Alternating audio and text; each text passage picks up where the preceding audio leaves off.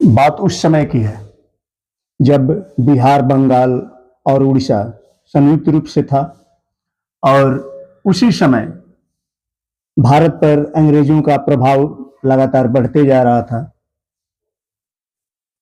समय था 1690 ईस्वी। जी हाँ, 1690 ईस्वी में हुगली नदी के तट पर एक गांव था जिसका नाम था सूतानाती।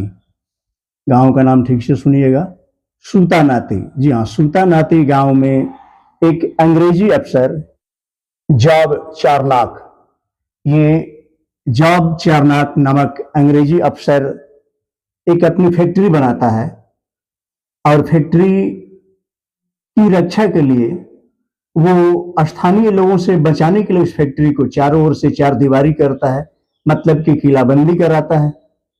और किलाबंदी के पश्चात फिर धीरे धीरे वही फैक्ट्री समय के परिवर्तन के साथ साथ अंग्रेजों का कार्यालय बन जाता है, जहां अंग्रेज शरण लेते हैं, अपनी योजनाएं बनाते हैं और विभिन्न तरह के अपने कागजाती कामों को निपटाते हैं।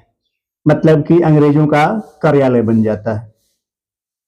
ठीक। और उसी कार्यालय को बाद में चलकर फोर्ट विलियम्स के नाम से जाना जाता है। तो अगर आपको किसी तरह के कंफ्यूजन हो कि फोर्ट विलियम्स क्या है, तो आप समझ सकते हैं कि अंग्रेजों का एक फैक्ट्री है, बाद में उसे रणनीति के अंतर्गत किलाबंदी करके फिर उसे कार्यालय बना दिया जाता है, मुख्यालय बना दिया जाता है और फिर वहां से शासन की नीतियां बनाई जाती है, जो फोर्ट विलियम्स के नाम से जाना जाता है।